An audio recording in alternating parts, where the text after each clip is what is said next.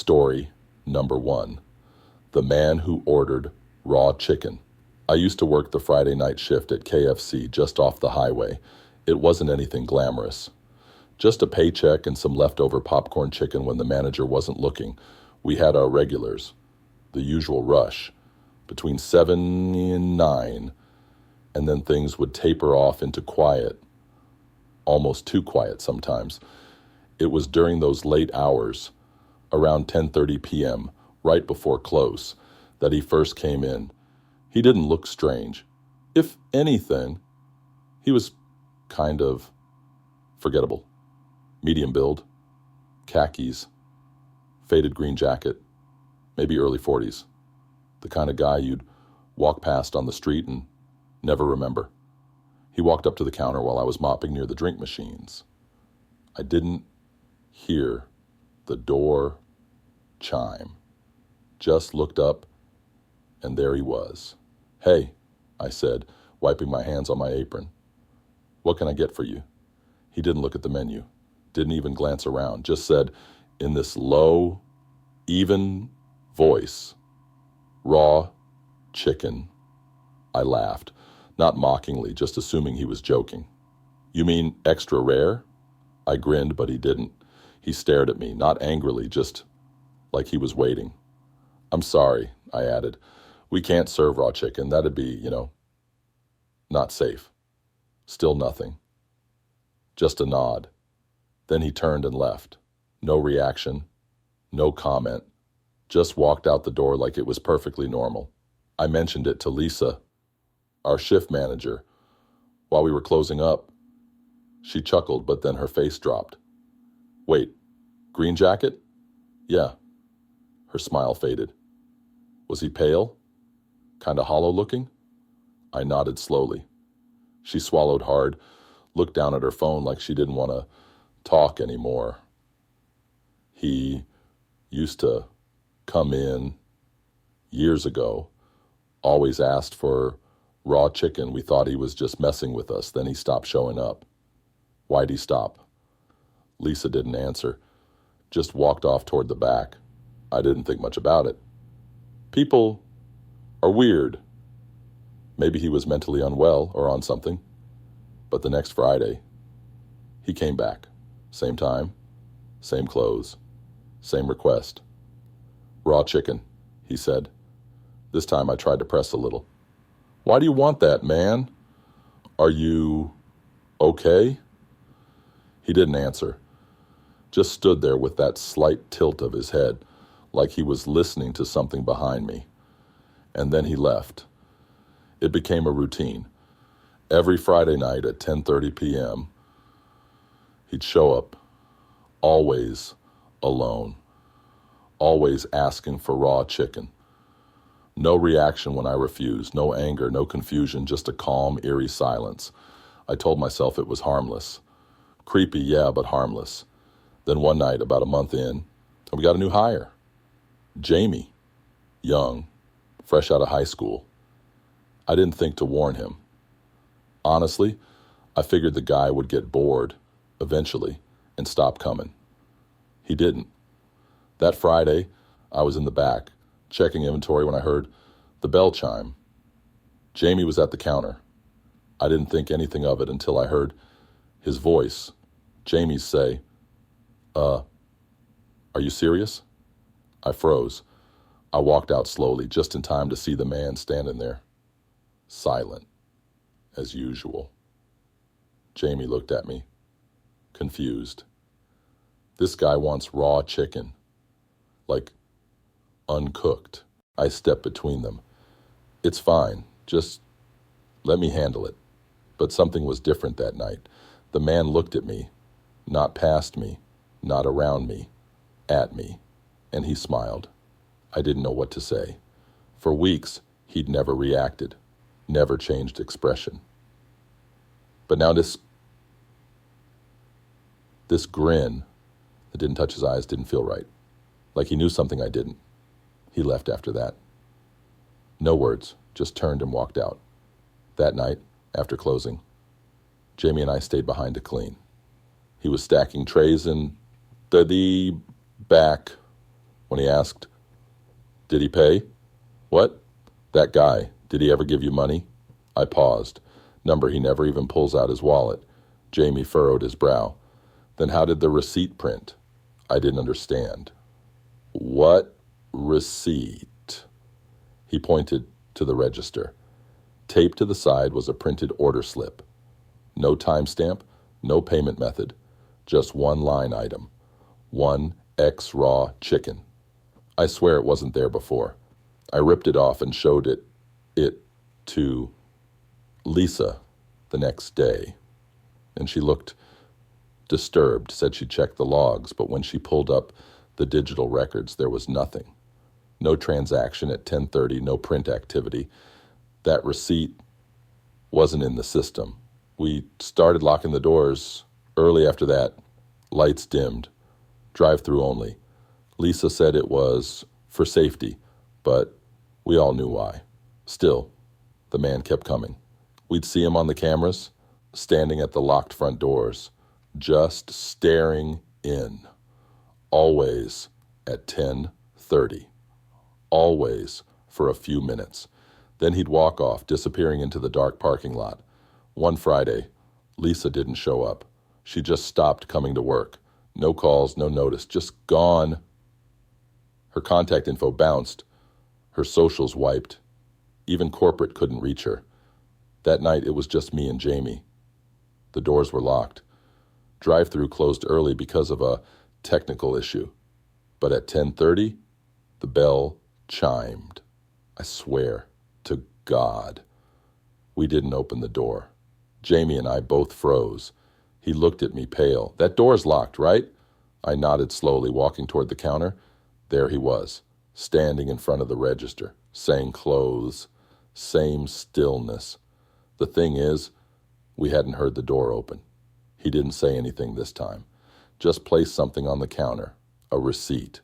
I picked it up with shaking hands. 1X raw chicken paid, cash server. Lisa. I looked up. He was gone. No sound, no exit, just gone. The bell hadn't chimed again. Jamie ran to the door. It was still locked. I looked back down at the receipt. It had today's date, Lisa's name, and one last detail at the bottom, in faint red ink. He's fed now. We quit the next day, both of us. No notice. Just walked out mid-shift and never went back. The franchise closed a month later. Said it was due to staffing shortages.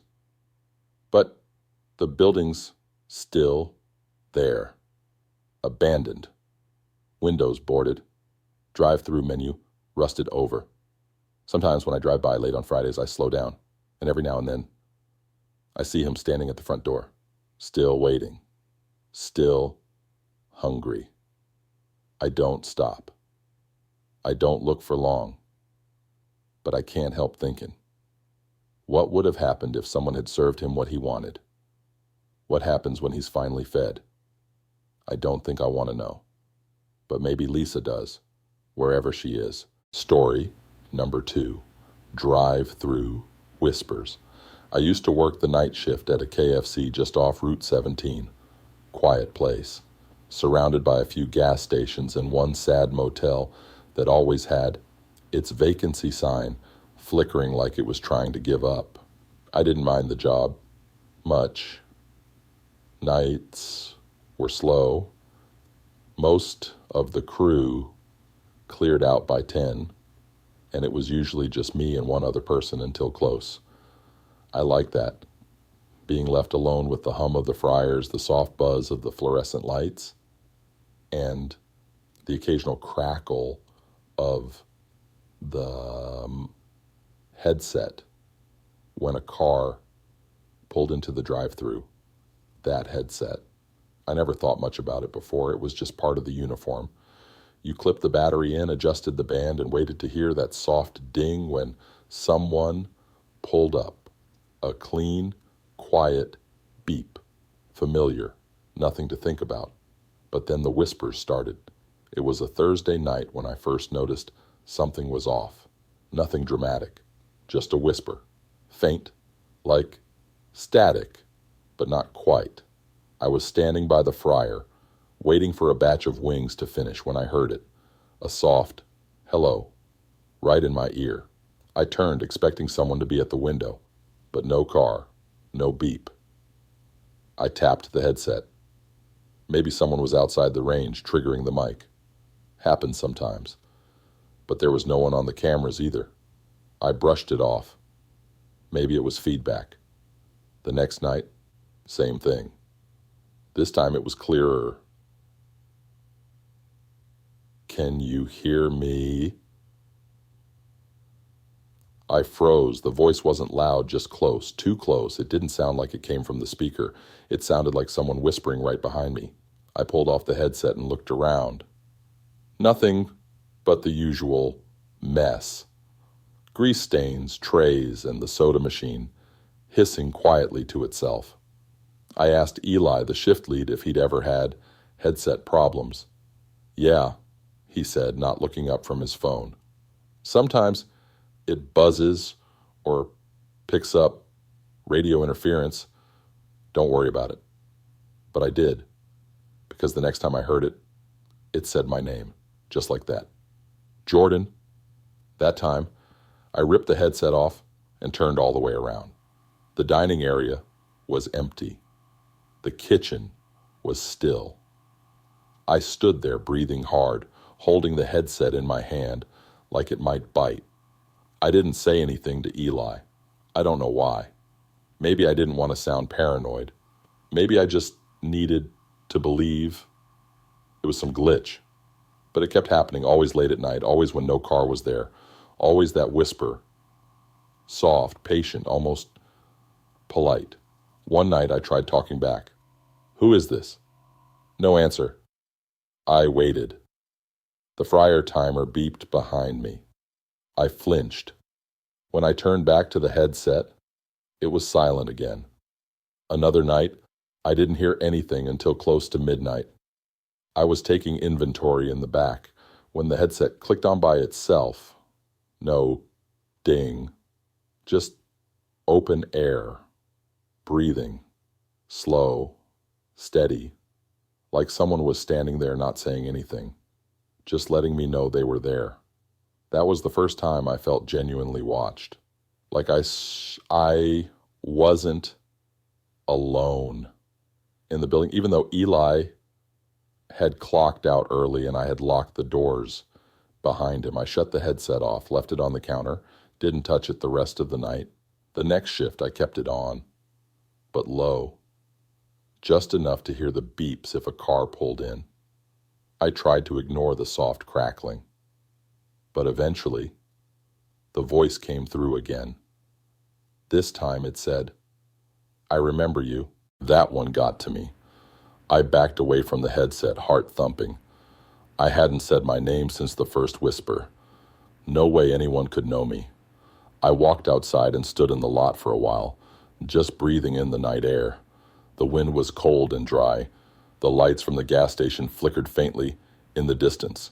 When I went back inside, the headset was still on the counter. There was a new order on the screen. Drive-through. But I hadn't heard the chime. I looked at the monitor. The drive-through camera was dark. Not empty. Dark, like someone had covered it up. The order was strange. Just one item. Listen. No price, no register ID. Just that word. I canceled it. Shut everything down early that night. Told myself I was tired. Overworked. But the next day, the order was still in the system. Even though I'd deleted it, the manager asked me about it during shift handover. You taking jokes now? He said. What's listen? You trying out poetry? I laughed it off. Said it was a prank. Probably Eli. But I knew better. I started dreading work. The headset felt heavier every time I put it on, like it wasn't just gear anymore, like I was inviting something into my ear. Some nights the whispering didn't come.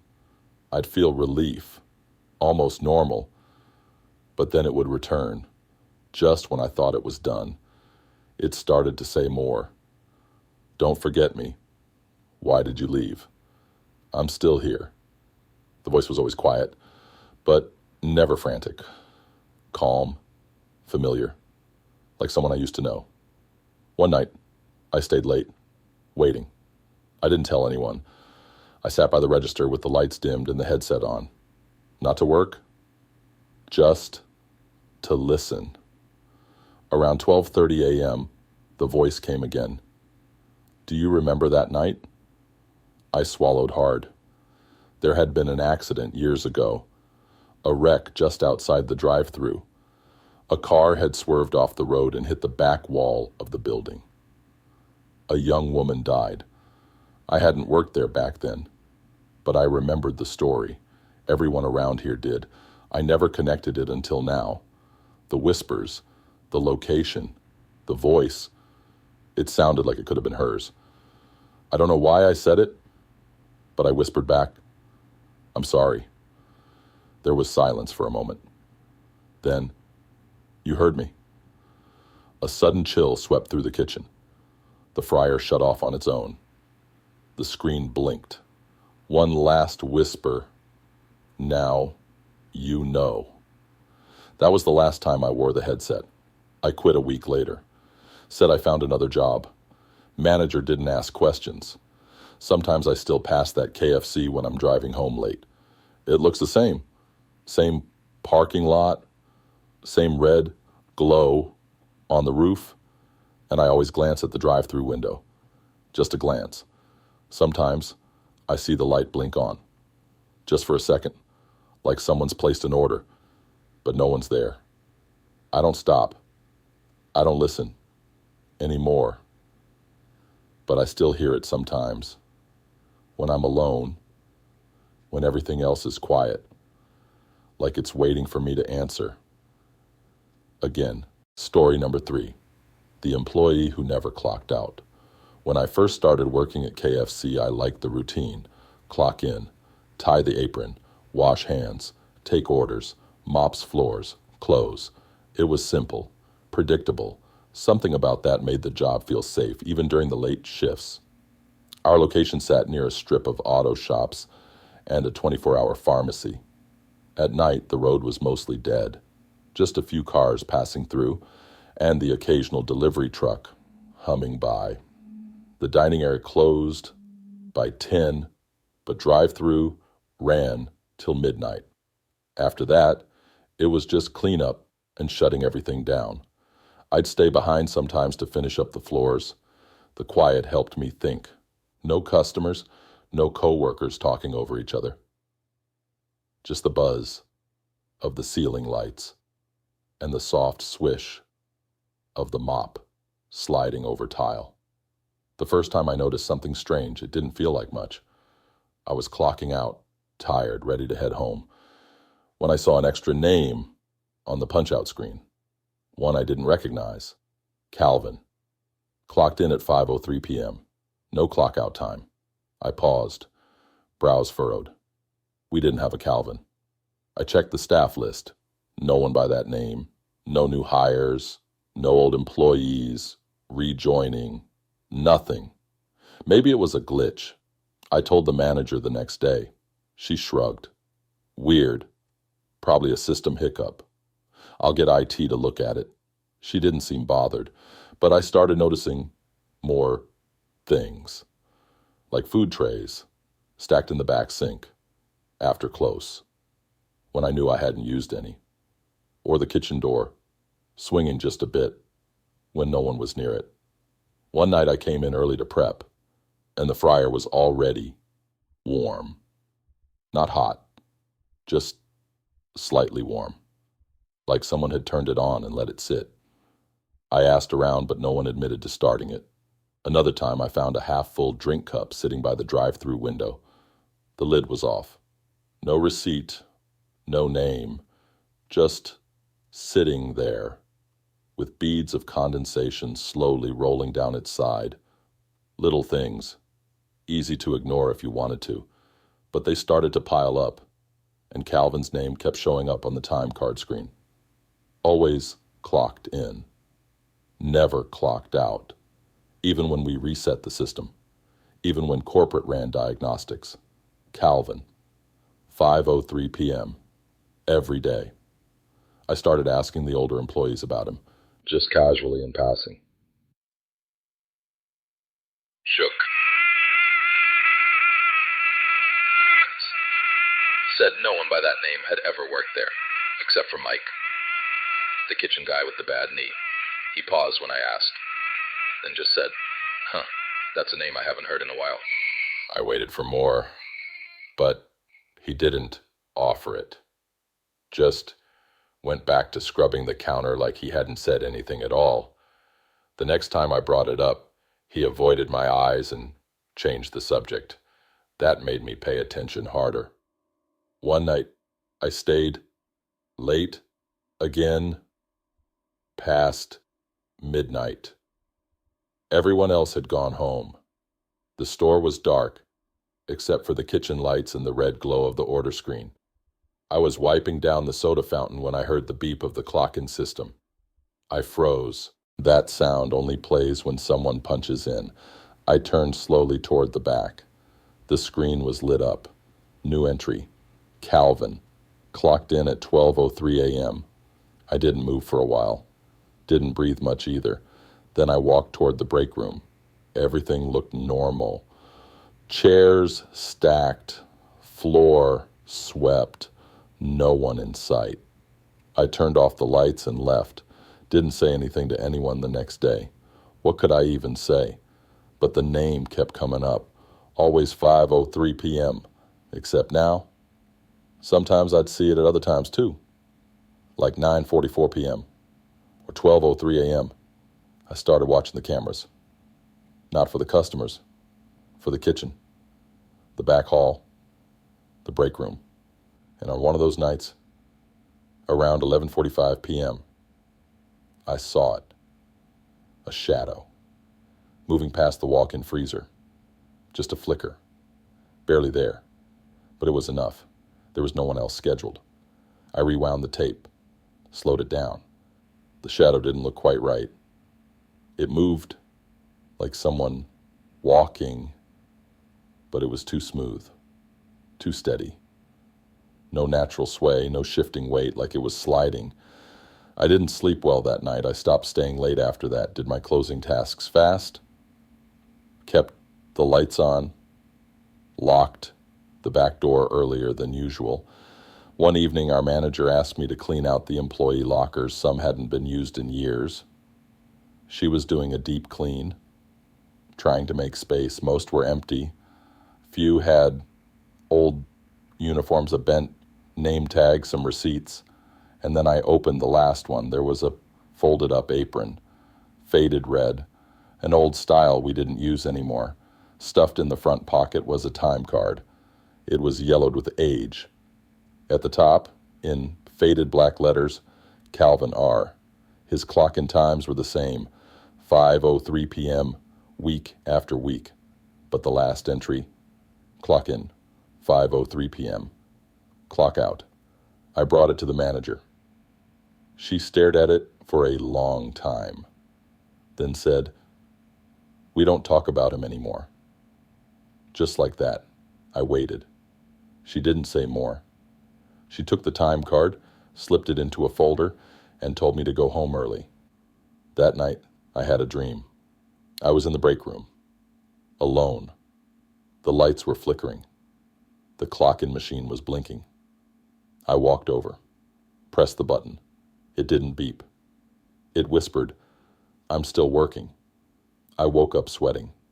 I didn't go in for my shift the next day. Called out. Said I wasn't feeling well. The manager didn't ask questions. That evening I got a text from Mike. It just said, "Check the cameras. Storage room. Midnight." I opened the feed on my phone. Waited. Nothing happened for a while.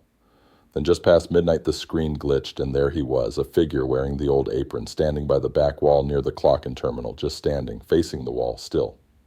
No one had entered. No doors opened. No alarms triggered.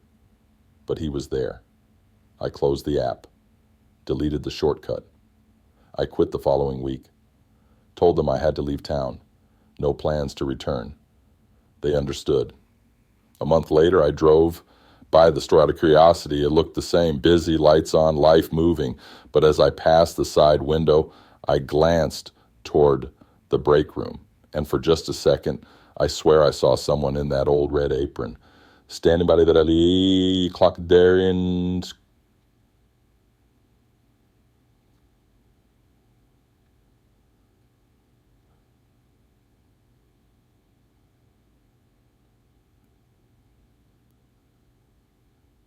Still waiting.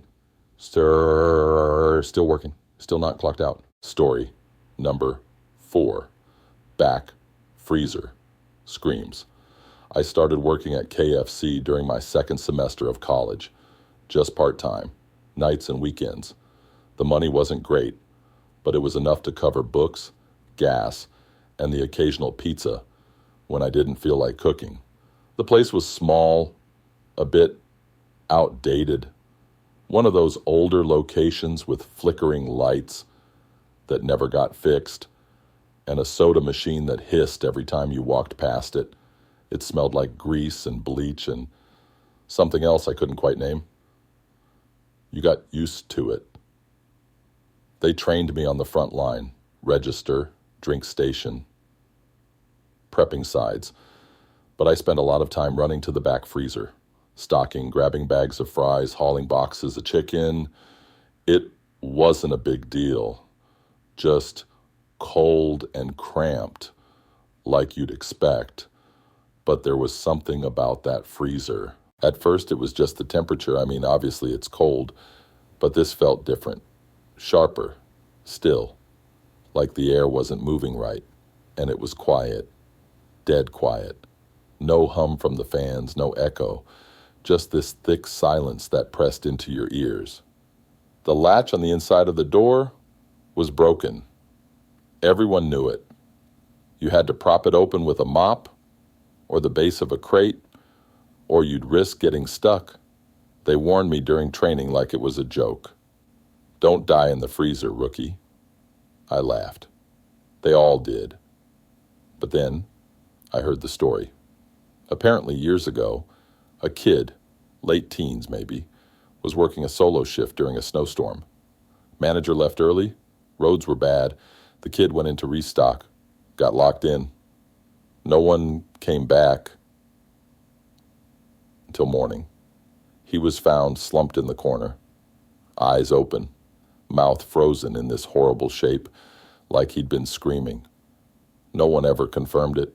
The older workers said it was just a rumor, the kind of story that gets passed down to mess with the newbies. Still, after I heard it, I started wedging the door open every single time. Didn't matter if I was in there for 5 seconds or 5 minutes. And I started noticing things, sounds, like muffled thumping, dull, like fists against concrete. Once I thought I heard a voice, not loud, not clear, just something. I stepped out and looked around. No one was near the back. Drive-thru was empty. My coworker, Ben, was in the front, leaning over the counter, scrolling through his phone. I asked him if he said anything. He didn't even look up. Nope. Another time I went in for a box of tenders. The door swung just slightly behind me, and I felt a change in pressure, like someone else had stepped inside. I turned around, nothing. But I left the box on the floor and walked out faster than I meant to.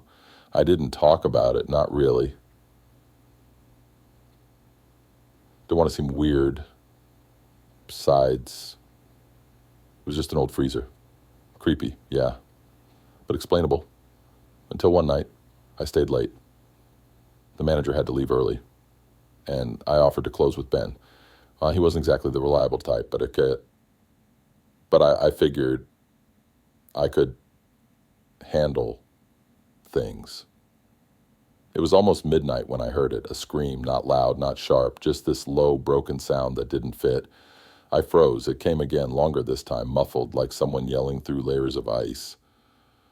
I followed the sound. It was coming from the freezer. The door was shut. I stood there for a second. My hands went cold, even before I touched the handle. I opened it slowly. Light flicked on. Just boxes, shelves. The mop I'd used to keep the door from shutting was still wedged there. No one inside. But the air felt wrong. Heavy. Almost buzzing. And on the floor in the middle of the freezer were footprints. Bare. Damp. Leading to the back wall. I stepped back, closed the door without grabbing what I came for, and went straight to the front. Ben was gone. I looked around, called his name. Nothing. I tried the bathroom. Empty. Finally, I checked the cameras, and there he was, walking into the freezer. But I never saw him come out. I watched the feed again. Slower. He walks in, pauses, looks around, then turns to the wall, like he's listening, and then the footage glitches. Just for a second. When it clears, he's gone. Just gone. I ran to the back, pulled open the freezer door again. Still nothing. No footprints. This time, just frost forming on the walls, spreading like veins. Ben showed up 10 minutes later from the front entrance, holding a drink, like nothing had happened. "Where were you?" I asked, trying to sound casual. He looked at me, confused. "I ran to the gas station for a soda. You didn't see me leave?" I hadn't. He didn't know what I was talking about. Said he'd been gone for 15 minutes tops. But I knew what I saw. That night, I dreamed I was outside the freezer, locked in, screaming, but nothing came out. Just breath fogging the air, hands frozen to the metal walls. I woke up shaking. I started avoiding the freezer after that. Always found an excuse to make someone else go. Eventually I quit. Said I had too much schoolwork. They wished me well, handed me my last paycheck, and that was that. But sometimes, late at night, I think about it. The sounds, the footprints, the glitch in the camera, and I wonder, what would have happened if the door had actually shut? What would I have seen if I stayed long enough to hear the scream again? Or worse, what if someone was still in there, still screaming, still waiting, frozen in that corner, mouth open, eyes wide, never heard, never found? I stood there for a second. My hands went cold, even before I touched the handle. I opened it slowly. Light flicked on. Just boxes, shelves. The mop I'd used to keep the door from shutting was still wedged there. No one inside. But the air felt wrong. Heavy. Almost buzzing. And on the floor in the middle of the freezer were footprints. Bare. Damp. Leading to the back wall. I stepped back, closed the door without grabbing what I came for, and went straight to the front. Ben was gone. I looked around, called his name. Nothing. I tried the bathroom. Empty. Finally, I checked the cameras, and there he was, walking into the freezer. But I never saw him come out. I watched the feed again. Slower. He walks in, pauses, looks around, then turns to the wall, like he's listening, and then the footage glitches. Just for a second. When it clears, he's gone. Just gone. I ran to the back, pulled open the freezer door again. Still nothing. No footprints. This time, just frost forming on the walls, spreading like veins. Ben showed up 10 minutes later from the front entrance, holding a drink, like nothing had happened. "Where were you?" I asked, trying to sound casual. He looked at me, confused. "I ran to the gas station for a soda. You didn't see me leave?" I hadn't. He didn't know what I was talking about. Said he'd been gone for 15 minutes tops. But I knew what I saw. That night, I dreamed I was outside the freezer, locked in, screaming, but nothing came out. Just breath fogging the air, hands frozen to the metal walls. I woke up shaking. I started avoiding the freezer after that. Always found an excuse to make someone else go. Eventually I quit. Said I had too much schoolwork. They wished me well, handed me my last paycheck, and that was that. But sometimes, late at night, I think about it.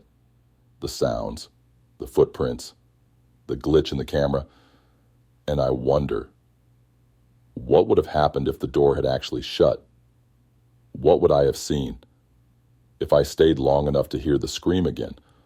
Or worse, what if someone was still in there, still screaming, still waiting, frozen in that corner, mouth open, eyes wide, never heard, never found.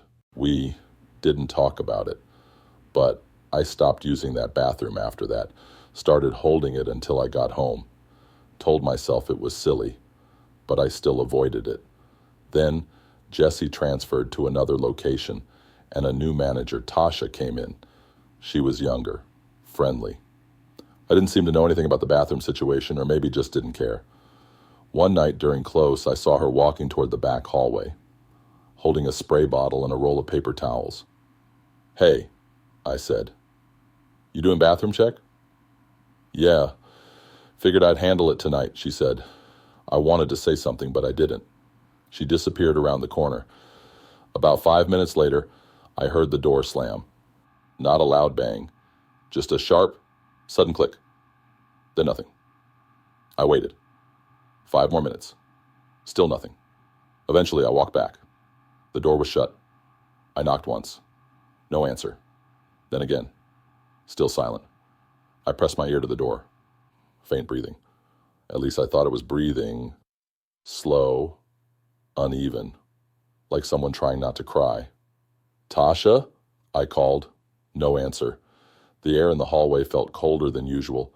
My hands felt damp. I pulled out the key, unlocked the door, pushed it open. No one. Just the smell of cleaning spray and something else. Something musty, like wet clothes left in a sealed bag. The mirror was fogged up. A single paper towel lay on the sink, damp, half folded. I backed out slowly and didn't say anything when I saw Tasha walking back in from outside holding her phone. "Sorry," she said. "Had to take a call. You good?"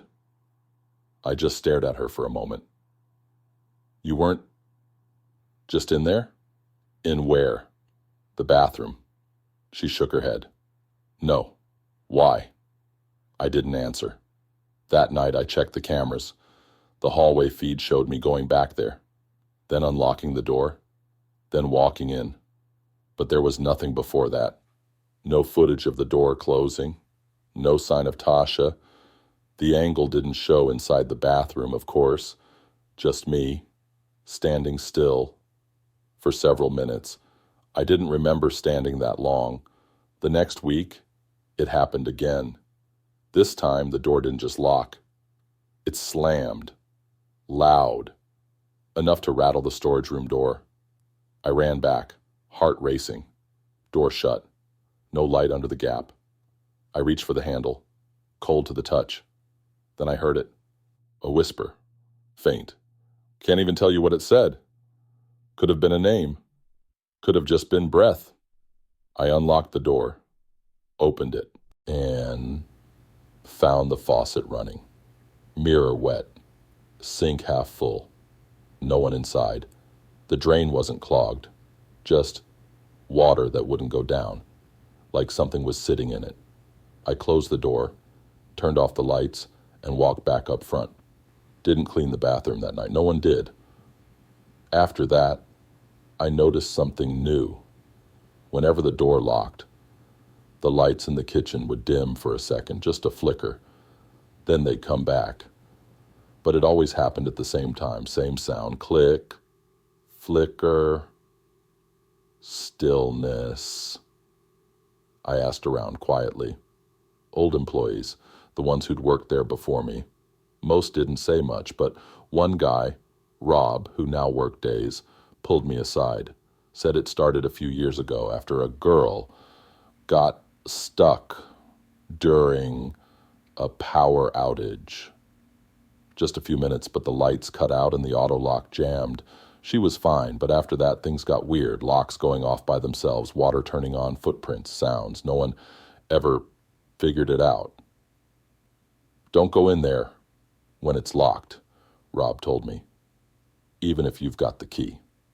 I nodded, and I never did.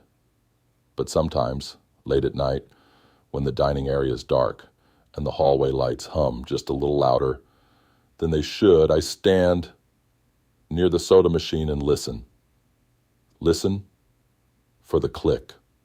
Listen for the sound of water running or breathing, or maybe just the silence that presses too hard into your ears. And sometimes I wonder, what if someone never left? What if that bathroom still remembers? And worse, what if one night I walk past and the door isn't locked anymore, but open, just slightly, waiting? If that story gave you chills, don't forget to like the video and subscribe to the channel for more real-life horror tales. Make sure to check out the other stories appearing on your screen right now. You won't want to miss them. And if you've ever had a creepy experience at work or anywhere else, share it in the comments below. We're all listening.